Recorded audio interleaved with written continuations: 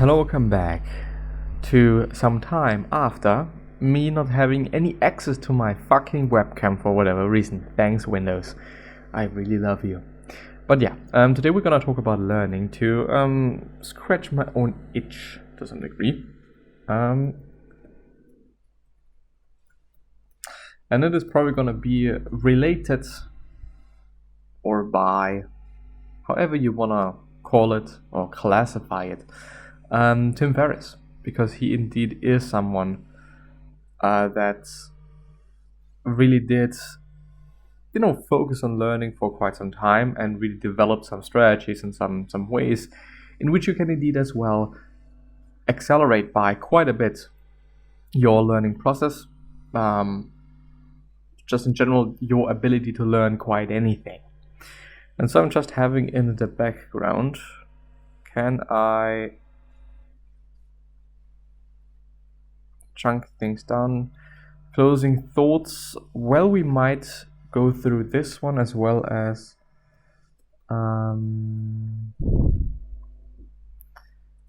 this other thing. Or at first we're gonna go through this one. Yeah. A BusinessInsider.com article as it seems to be. Well, yeah, makes sense. Thanks, Christopher, for nothing. Tim Ferriss explains how the DISSS system can be used to learn any skill. DISSS stands for something, I don't know it, at least I haven't memorized it, but you can memorize it by this, the English word to this someone, or DS3, because the I is just a way to memorize it. So the I stands for nothing actually, and so DS3 opposed to, or kind of a relative of PS3, so PlayStation 3, as Tim Ferriss pointed out in podcast episode 191, I guess, so 191, which is an excerpt from the 4-Hour Chef, which I should actually kind of read. It's would be quite interesting. Tim Ferriss has spent much of his career dedicated to the study of learning, and he says in the intro to his podcast episodes, his mission is to uncover the tools and habits of the world's elite performers, whether they are hedge fund managers, entrepreneurs, athletes, or musicians, and share them with the public. It is why, even though his book, The 4-Hour Chef, may teach you the best way to cook a steak, it will also teach you Ferriss's method of learning any other skill, whether it is a foreign language or athletic technique. His four-step process is simplified by the acronym DISS. DI just makes it easier to say and remember, or DS3, if you prefer, which we explain below. Deconstruction, which is the D. What are the minimal learnable units, the Lego blocks I should start learning, or I should start with? In the same way that the sheer size of a major project at work can fill you with anxiety before you even start it, the idea of learning a couple thousand Japanese kanji characters, for example, can seem so overwhelming that you never pursue your dream of knowledge or knowing basic Japanese. Well, but the solution to both is the same: break down the complex into the simplest paths. Ferriss highlights 4 tools to use when approaching the deconstruction of a skill. One tool is reducing, such as breaking down each Japanese character into components called radicals, a learning technique that a native.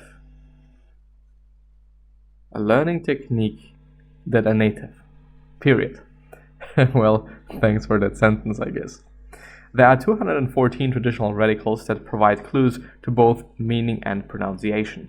Ferriss explains turning an impossible task, so learning 1,945 characters, into one that some people can complete in less than 2 months. So the first one is reducing. Just breaking down things into smaller pieces. You can use interviewing as a way to see how those who have already achieved what you're aiming for approached learning. Ferriss suggests finding an expert through a cold email and asking about the most common mistakes beginners make, as well as the expert's main principles.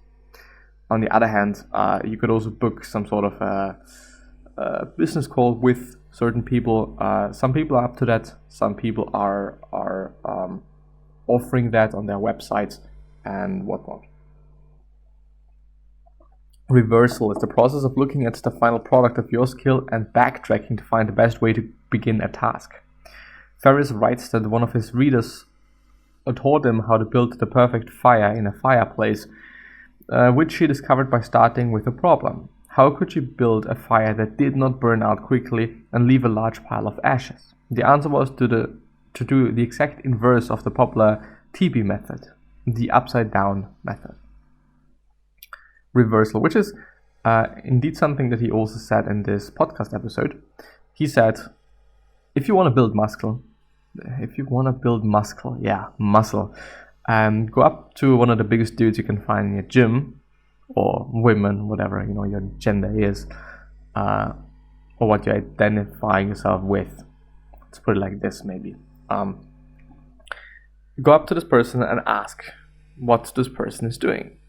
And if this person says, okay, I'm taking post-protein shakes, do the complete opposite. Take them before working out, and so on and so forth. So the point is doing the complete opposite of what this person suggests you to do.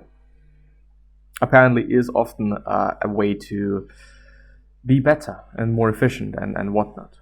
And then you can use translating, which in Ferriss' process is the utilization of shortcuts that help you translate an unknown skill.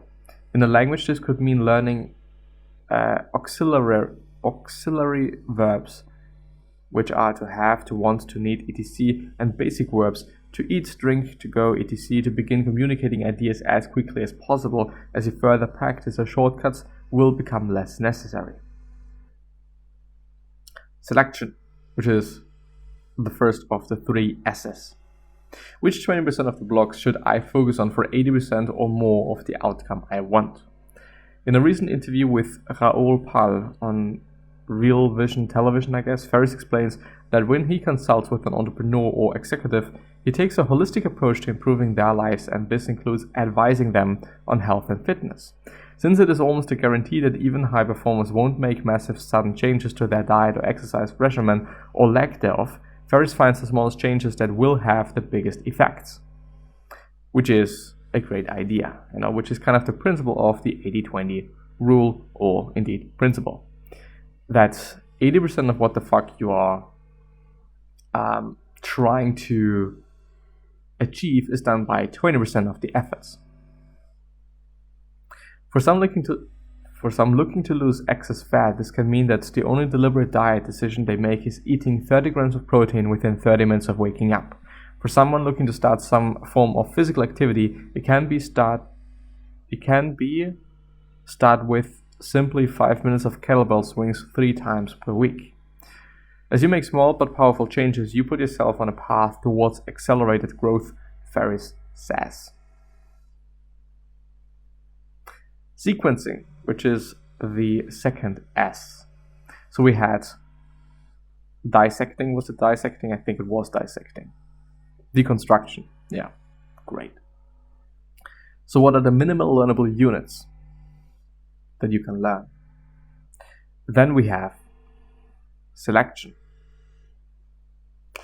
What are the 20% or 20% that you should learn that make up for 80% of the result? What is it? Then we have sequencing. In what order should I learn the blocks? Ferriss says that a common reason people try a skill like cooking and then soon quit after feeling overwhelmed is because they took on an advanced task such as a recipe that requires knife technique a novice couldn't handle. When he decided to learn the tango, for example, he learned from male professionals that learning the female role enhanced their performance as they lead, or as the lead. Learning the follow position first, he says, allowed him to master posture, foot position, and weight shifting before attempting to learn the lead he initially botched. And then we have stakes, which is the last point. How do I set up stakes to create real consequences and guarantee I follow the program? No matter how good a plan is, how thorough a book is, or how sincere our intentions, Humans are horrible at self-discipline, Ferriss writes. That means that when you decide to learn something, you need to set weekly goals for yourself with ramification that will hurt if you don't follow them. Ferriss recommends checking out Stick, S-T-I-C-K, and then a capital, or uppercase K, I'm sorry. A site co-founded by Yale economics professor Dan Carlin, established on the principle that creating incentives and assigning accountability are the two most important keys to achieve a goal. As Ferriss writes, Stick lets you put up a financial stake that sends your money to an anti-charity, an organization you despise when don't complete a goal, and lets you set up a coach who monitors your progress and motivates you along the way. Which may be some political party that you do hate, which may be whatever it may be. I think there's actually some neo-Nazi organizational type of shit that you could then indeed give your money to for them to use. And, maybe even be on public record. Who knows? Would actually be some great motivation to actually do something. So, to rehearse everything and to repeat everything. Deconstruction. What are the minimal learnable units, the Lego blocks I should start with? What should I start with?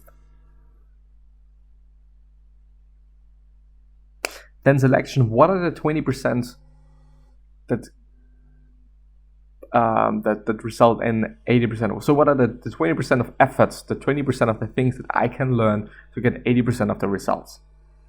Which 20% of the blocks should I focus on for 80% of or more of the outcome I want? So at first, you deconstruct the whole material that you have in little chunks, as we done in the first step. Maybe I should actually read what he is saying there. What are the minimal learnable units, the Lego blocks, and I do want to underline blocks, I should start with?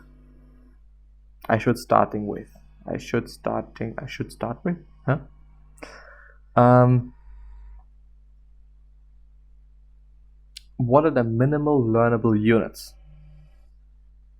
the Lego blocks, that I should start with? Then, which 20% of the blocks should I focus on for 80% or more of the outcome I want? In what order should I learn the blocks? Backwards, from 100 to 0, 0, 150 to 100, and 0 to 50, whatever it may be. And how can I make myself accountable to actually do what I intend to do? But there's also another acronym that is called CAFE, that I will talk about as well. A bit more specific here, DISSS or DIS or DS3. Deconstruction. What is the minimum useful unit of knowledge? For a language, it would be a word. Knowing a word. Makes sense to know a word. Selection. What are 20% of those minimum units which leads to 80% of your desired outcomes? For cooking, it would be basic knife handling skills, so you can cut, chop, fillet, mince, and do whatever your heart's delight. My guess, since I suck at cooking, in brackets, well. And for words, it might be, what are 20% of all the words that are used the most? There for sure are some lists. For sequencing, what is the most effective order to learning these units? For cooking, Tim tells the story of how most cookbooks have the wrong sequence for beginners, since what newbie really wants to cook 6 chicken dishes in a row. Yeah. As for steaks, and this makes sense, then we have cafe. So C, uppercase C, lowercase a, uppercase F, and uppercase E. C for compression. Can I compress the most important 20% into an awesome cheat sheet? So a 1-pager. F for frequency. What is the best duration and frequency? Knowing my personal limits and goals. Set up a schedule. If you're a slow learner, 5 minutes a day won't do shit, since you're barely warm up your brain before time's up. E for encoding. How do I create mental anchors and tricks to make sure I remember stuff. Cafe and this are great examples. Thanks, Tim, for an awesome book. Only 50% of the way through, but appreciate the hard work and beautiful product. Great summary. Keep it up. My framework for learning has been reading cliff notes of life hacking books. Okay, yeah, makes sense.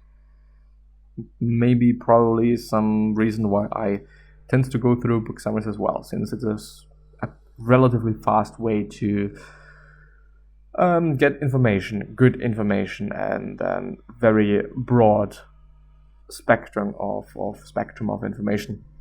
Since of course, yeah, Googling for something is something different than reading a book.